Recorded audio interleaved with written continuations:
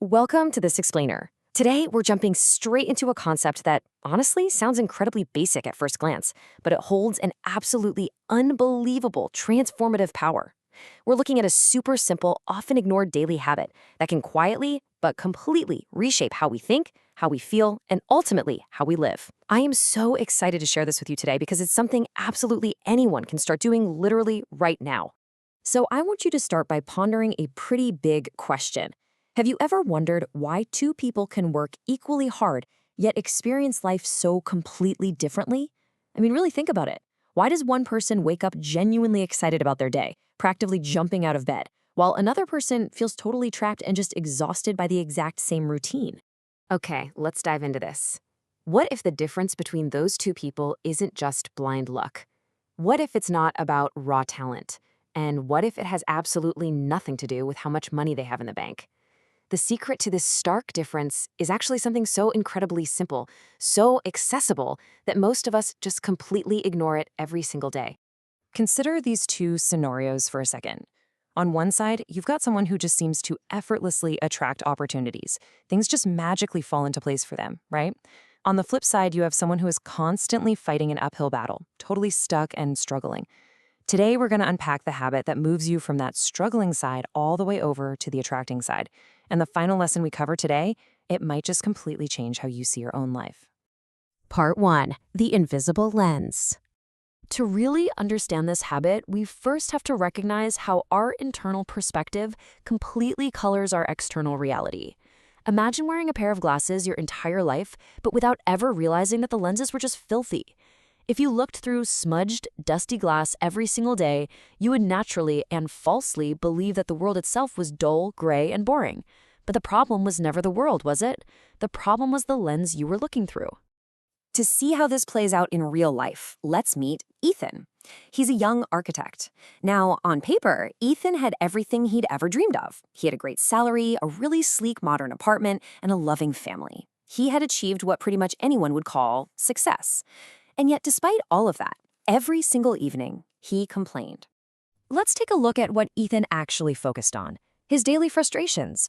The traffic was terrible. His boss just didn't appreciate him. The bad weather completely ruined his mood. And he constantly harbored this belief that everyone else was just luckier than he was. By constantly focusing on these negatives, his life slowly began reflecting exactly what he expected. It became this massive self-fulfilling prophecy of more stress, more disappointment, and inevitably, just more reasons to complain. Then, one rainy evening, Ethan was visiting his grandmother. She noticed his deep frustration, but wisely, she didn't argue with him. Instead, she just handed him a blank notebook and told him with a smile, "Before sleeping, write 10 things your life gave you today." Ethan just laughed. He told her there wasn't anything special that happened that day. And her response was quiet and perfect. That's exactly why you need this. Now, what's really interesting about this slide is how incredibly small and basic this habit starts out. That first night was super tough for Ethan, so he literally just wrote the absolute basics. I have clean water. I ate dinner. My mother called. My legs carried me all day. And you know what? No instant magic happened overnight. But something invisible started shifting within him. His attention began to change. You see, the human mind naturally searches for evidence to prove itself right.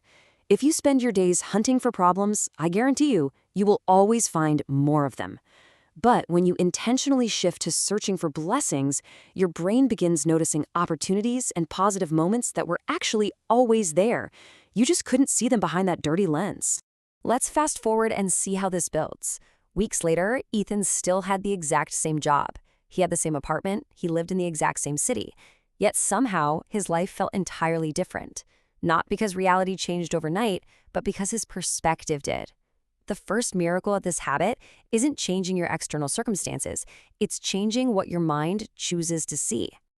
Part 2, the echo of gratitude. So now that we understand the internal lens, let's talk about the external impact. Have you ever noticed how some people leave every single conversation making you feel lighter, while other people just seem to spread heaviness wherever they go? Neither of those people carries magic. They simply send different echoes into the world. To understand this, let's meet Maya. Maya owned a tiny flower shop across town, and she really struggled to survive. Every month, she worried anxiously about paying her rent, and she firmly believed that success was just something that only belonged to bigger businesses. And this brilliantly illustrates how the echo works. One morning, an elderly customer entered Maya's shop. Instead of just rushing through the sale to get the money, Maya took an unhurried moment to genuinely thank the woman for choosing her little shop. Let's trace this timeline. The customer smiled warmly. Next week, she returned. Later, she brought a friend. Months later, Maya's business grew exponentially via word of mouth.